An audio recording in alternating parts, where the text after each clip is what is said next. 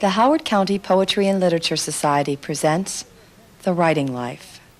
Host Alan Starkey talks with poet Hilary Tham.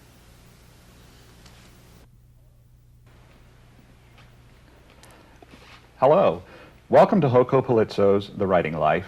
I'm your guest host, Alan Starkey, and with me today in the studio is one of the most interesting and unusual poets in our area, Hilary Tham. Hilary Tham was born in Klang, Malaysia. She's an honors graduate of the University of Malaysia and was later a Jenny McKean Moore Fellow at George Washington University. She has tutored Malaysian princesses and has taught creative writing at schools in Northern Virginia, D.C., and Maryland. Her 4 books of poetry vividly bring together Malaysian, Chinese, American, and Jewish cultures. One critic wrote that, with wisdom and humor, Hilary Tham makes the bizarre, the foreign, the other culture, the past, accessible and universal. Welcome to The Writing Life, Hilary. Hi, Alan. Good to have you here. How did this mix of cultures come about in your work? Well, I was born Chinese, and I grew up with a lot of gods. Chinese are animists, and they believe everything has a spirit, practically, and they do this on a trial and error system. If they pray to a god and she grants their wishes, then that god becomes an established god in their household. I went to a convent school, and that's how I became Catholic.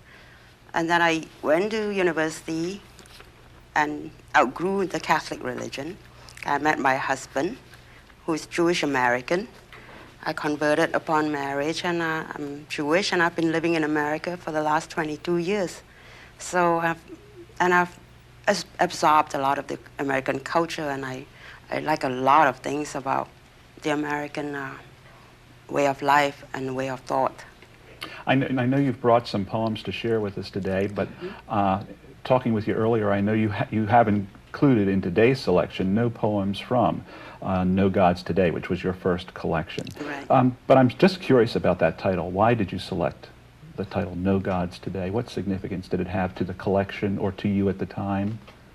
That was the point when I had outgrown or given up on Catholicism and was reading Sartre and Camus, and got to the point where I thought I would like to be just an existentialist or a hedonist, and so I called it No Gods Today, and I had a poem where I wrote about, not having any gods, which shocked a lot of the grandmothers of my schoolmates because they thought I was such a nice girl. I know you've written often about your parents and your early experiences in Malaysia. Do you have any poems for us today that reflect those experiences? Yes. I'd like to share a poem about the kind of life we had when we were children.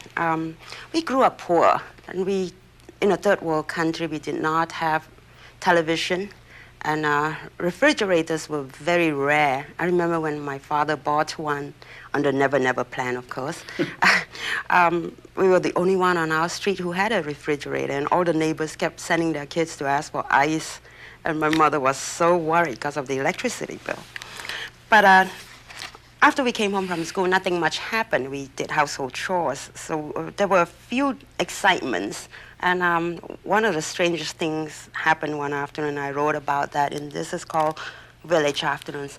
I should explain that Malaysia is like Washington, D.C. in the summer. It's extremely hot, very humid, and you're very uncomfortable. Village Afternoons. Under the tamarind tree, by the family woodpile, we sweated and split mangrove logs for cook fires. Some days, Mother doused our heads with kerosene, picked lice from our hair. Once a month, the traveling barber came, hung his bronze mirror on the tamarind tree. We played stone, water, bird to see who went under his shears next, then watched the hair fall, black talcum on brown dirt. One rainy day, a mad woman came. She stood under the tree, rolling her eyes, swinging a rope. We wondered if she would hang herself. Mother said she was a new neighbor looking for her dog. Under the tamarind tree one noon, in our woodpile, old Mr. Tao found a nest of pink baby mice. He shouted with delight and ran for his 3 stars brandy. Then he ate them alive. I'll never forget that sight of him picking up these little mice by the tail, and they had no hair, that's why they were pink, and dropping them into his mouth and then chugging his brandy after. We asked him, why did he do that? And he said it would make him live longer. That's interesting. Don't know if it did. That particular poem is clearly then autobiographical in a sense. I mean, it's Yes. just rooted in a real experience you had and had often. Had often. Right. You have a poem also called Letter from Malaysia? Yes, that is also rooted in a family experience. The Chinese believe that after you die, you don't actually go to heaven or anything like that.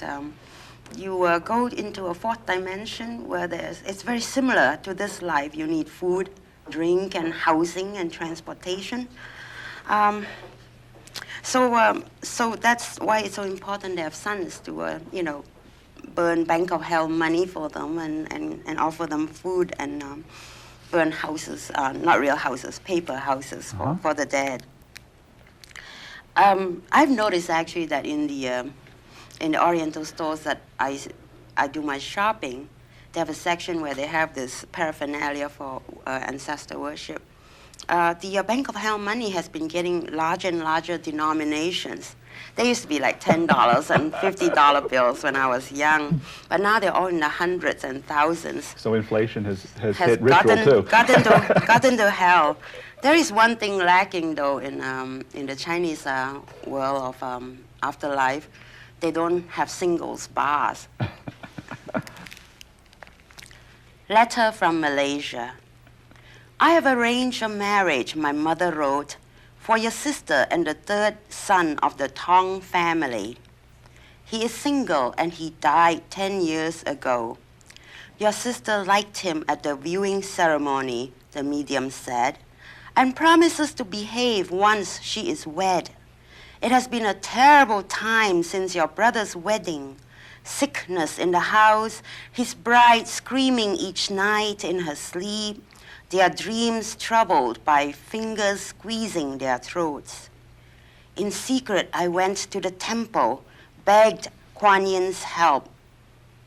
The medium said it was your sister, 18 years quiet in her grave, roused by her brother's marriage, desires her own. You know your brother. He laughs at me and my faith. I tell him nothing. I tell you because she would like you to know and rejoice at her happiness. You were so close in her life. One other thing. Your brother's wife has stopped screaming in her sleep since the marriage was announced to the ancestors. Thank the goddess, everyone is healthy now. And the strange thing is that this actually did happen in my family, that my older brother and his wife, kept dreaming of being throttled. And so my mother went to the temple and to take care of it. To take care of it, and she did. Interesting. Do you think you've worked through the material from your years in Malaysia, or do you expect you'll be returning to it again and again? I probably will return to it. I find that every time I finish a book, and it's published, I find myself at a crossroads for direction. And then I sort of go back into childhood and examine what other things I need to write about, and then start off from there. Which childhood memories or experiences seem to persist as significant influences on your poetry still? I don't know. I think the main thing that affected me growing up was the relationship between my parents, that they were very unhappy together, and my father was always threatening to, run away or, take another wife. And basically there was that insecurity of my father, who was the earner in the family, withdrawing his support. And my mother, who was the bastion, who basically said, don't worry, focus on your education, I will make sure you have enough money for schooling. And I find that actually more material comes because my parents are both still alive. And my father, we thought he had reformed and stopped having, mistresses and things. And he was for 10 years very good. He started gardening, and but apparently now he started up again. And old lover moved back, and he's starting to stay out nights. And so my mother is visiting here because she had to get away from the situation for a while. And when I heard her side of the story, I was so angry that old things from childhood that I had forgotten resurfaced, and I wrote about them. Are you able to visit Malaysia as often as you'd like? I guess not as often as I like, which is every other day, but yes, every 3 years or 4 years we go back, take the family. But your parents, your mother and your father, seem to persist as dominant influences or images in your poems. They keep showing up again and again? Yes. I know you have a collection of poems for us, a set of poems, let's say, about Mrs. Wei. Mrs. Wei. Who is Mrs. Wei? In large part, she is my mother, and my mother's, very pragmatic, no-nonsense attitude to a lot of things. She's also full of superstitions, which is also my mother. In other parts, she's based on other Malaysian Chinese mothers I've known who are, parents of my friends and their episodes in lives, that sort of thing. So I would like to share my favorite Mrs. Wei poem. I should explain that the monk referred to here is a Buddhist monk who wears a yellow robe, and they go around town in Malaysia collecting money for their temples. And I always thought monks and priests were very holy people, as a category of head. And this episode was something that showed me they were not. Actually, I started writing Mrs. Wei poems because after I came to America, I found a concept of the Jewish mother and the Italian mother having a life of their own. And I thought, what is the Chinese mother? And then Mrs. Wei came along. Mrs. Wei on the bus found a seat, thankfully sat down her bags. Hot bodies jostled her. Schoolgirls in blue, women shoppers, salesmen, a monk carrying his arms pouch. A schoolgirl near him struggled toward the exit. She stumbled over Mrs. Wei's bags. Mrs. Wei helped her up. Why are you leaving? You just got on. Are you feeling sick? Eyes wide, the girl shook her head. No, the monk, he touched me. I'll catch the next bus. Mrs. Wei rose in wrath, hissed to the girl to watch her bag, and began to bellow. Lecher, animal, reptile in saffron robe, secret eater of forbidden meat, molesting young girls on buses. I'll report you to your abbot, you vomit on Buddha's face. Eyes turned, heads turned. In silence, he took the path that opened to the exit. Always carry a safety pin, Mrs. Wei said to the schoolgirl. When scum like that surfaces, stab it in the ass. That jackal is going to be a lizard in his next life. May Lord Buddha have mercy on his soul. Hilary, would your mom have done that? Yes, actually she was the one who said that, that was what we should have done. This actually did not really happen. What happened was that the monk molested, my friend. We were on the bus together, and the only thing I could think of to do at that time was push my, my binder into his stomach, which seemed to deter him a little bit. And when we went home and told my mother, she said this was what they should have done. And if she were there, she would have got up and called him all these things. Yes, that's for sure. Have you inherited your mom's superstitiousness? I find it a strange thing because I have so much, Western culture and learning, and yet when I get caught up in my mother's stories, where she talks about, like that case with a medium and my brother and my sister wanting to get married, and also other superstitions, I find it very hard to disbelieve her totally. Sure. But on the other hand, I, don't believe her totally, so I'm neutral. You have some other Mrs. Wei poems for us, don't you? Yes, Great. a couple more to share. We have so many strange superstitions and so many similarities with our Western culture. I know that here in America, children are told to eat or, clean their plates because they're starving in Poland or Bangladesh or whichever country, applies. Well, Chinese mothers don't appeal to altruism because that doesn't exist in Chinese and third world culture. Malays don't have it either. Partly because third world culture, you're busy struggling. So you basically just look out for yourself and your family, and you don't think of other people. Right. And that is a trait I really like about, Western and American culture. So to get your children to eat, this is what the Chinese do. Mrs. Wei feeds her children. I should explain that this is Mrs. Wei speaking herself. All the later Mrs. Wei poems speak directly. Mrs. Wei feeds her children. Eat your rice. Lan Fa, watch your chopstick hand. Keep your palm up. Never turn the back of your hand to heaven. The gods will mark you for rebellious thoughts. Meng Yu, come back. You left 10 grains of rice in your bowl. You will offend the god of planting. Do you want to put pockmarks on the face of your future wife? So the thing with chopsticks is you're supposed to hold them like this, not this way. Right. Otherwise, you bring bad luck.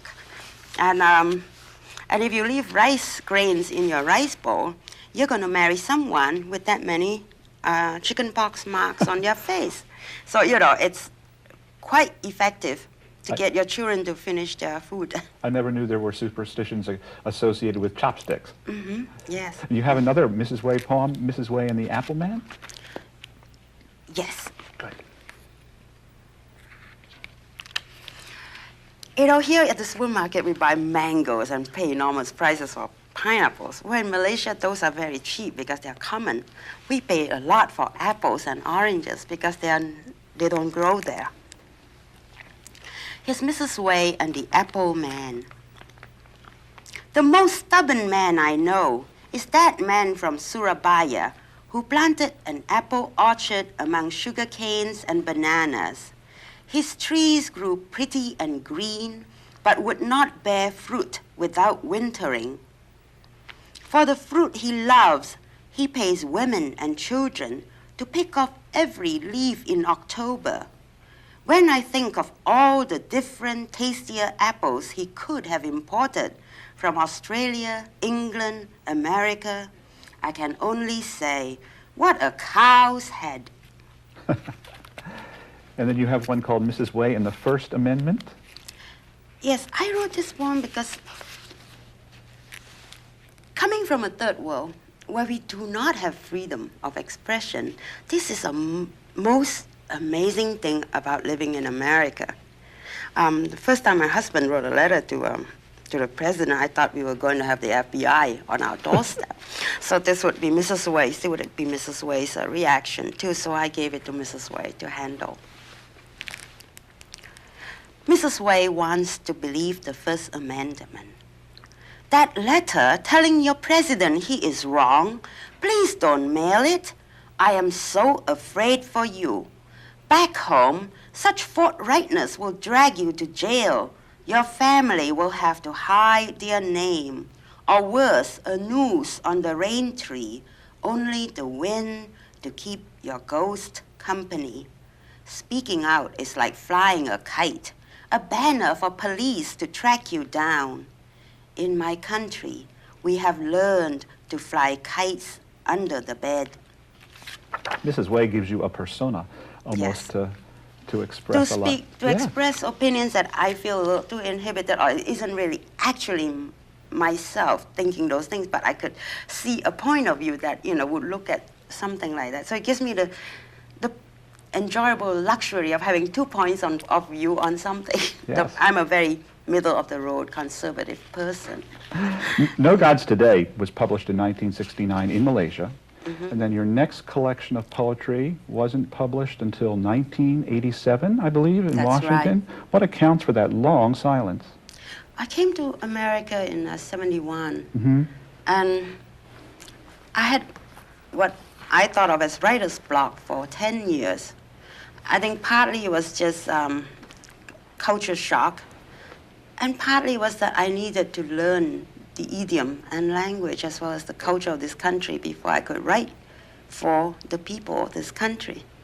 The other thing, of course, was that growing up poor, one always has an inferiority complex. Mm-hmm. We were told not to, assert ourselves at family parties because we were poor relatives. So you always feel that what you have to say isn't that important and maybe you shouldn't say it. Uh-huh. So this is something I learned in America, that, one should say what one thinks and not worry about whether someone else thinks it's foolish. And so indeed you have. The Mrs. Wei poems now all date from your time in America. Do you have any other poems that you can share with us that you've written since you've come to this country? Yes. I think one of the problems of having converted and having a different culture now from my parents is that means I cannot fulfill, filial obligations. So I had to worry about, since I now have a different faith, what do I do when my parents do die, and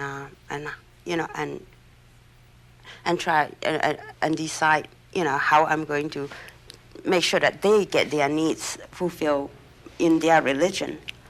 So I wrote a poem called Dayenu, which is Hebrew for "It will be enough."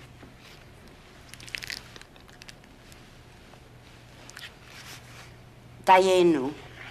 When I die, my children will say Kaddish for me, and that with pine wood box and linen shroud will be enough. In time, I will say Kaddish for my parents. It will not be enough. They believe in hell's yellow emperor, fret about food, shelter for their ghosts. The magnification of an alien god's name would send them into the afterlife, barefoot, ghosts on hard dirt streets, banging tin cups on red doors. They would drink bitter tea, lie alongside ghosts with unopened wombs. So I have promised my mother I will burn a paper mansion with puppet servants, chests of paper gold, paper shells of cars. My brothers will provide oolong tea and chicken rice each feast day, the monthly stipend of hell money, shells of faith. These we render to our mother who tied red thread on our feet and fingers as we slid from her womb to bind us to life. We hold this end of the scarlet thread our parents unravel. As they near the yellow springs, feel it tighten as the wind blowing off the river lodges dust in our eyes. Actually, I think I first started writing or wanting to write or being obsessed with the meaning of words, which is, I think, a prerequisite to writing, which is that you have to be really obsessed and fascinated with words, was when I realized I didn't have very much words about age 10, and this happened when I had my first fight on the school bus. I wrote a poem about that, and I'd like to share that with you. This poem is called "There Are No Kung Fu Fighters in My Family Tree." At 10, I knew the magic of words like please and thank you.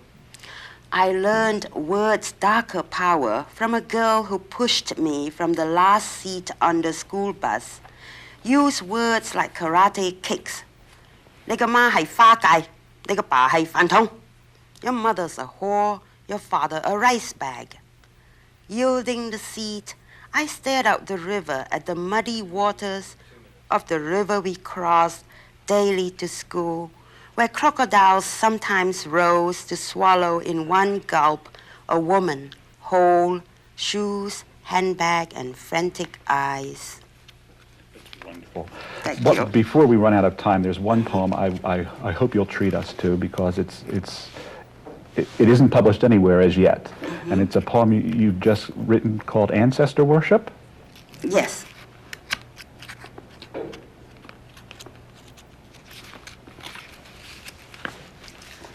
Ancestor Worship. It's an old story about an Englishman visiting his mother's grave with flowers. He sees a Chinese woman spreading a feast of roast chicken, mushu pork, noodles before her father's grave. "When's your father coming out to eat that food?" he asks. Smiling, the woman answers, "Same time your mother come to smell flowers." That is a gentle and wonderful bit of cross-cultural wisdom, Hilary. Thank you. Let me ask you this. When you share a poem with an audience, whether it's one person or 300 people, what do you hope they'll see in your poetry? First of all, I hope my listeners get pleasure from the poems, that they enjoy, a laugh or seeing something fun about people or themselves. Second, I hope they learn something new. I find that things I like to read best are the ones that give me new information or new slants on the world. And that later they'll come back, hopefully, and get more of what the poem is saying about human nature or the world. But first, they should always have pleasure from the poems. Well, I'm sure they do enjoy your poetry. I know I've enjoyed listening to you this afternoon. I want to thank you for sharing your very rich art with us here on The Writer's Life. And thank you, too, for joining us. We hope you'll be with us for the next edition of HoCoPoLitSo's The Writing Life. I'm Alan Starkey.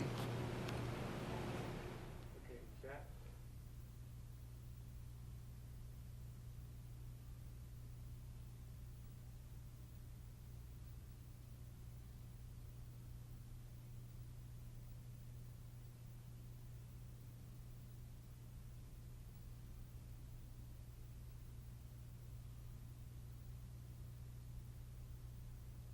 books are No Gods Today, Paper Boats, Bad Names for Women, and Tigerbone Wine. Mrs. Tham's books are published by 3 continents and the Word Works in Washington, D.C.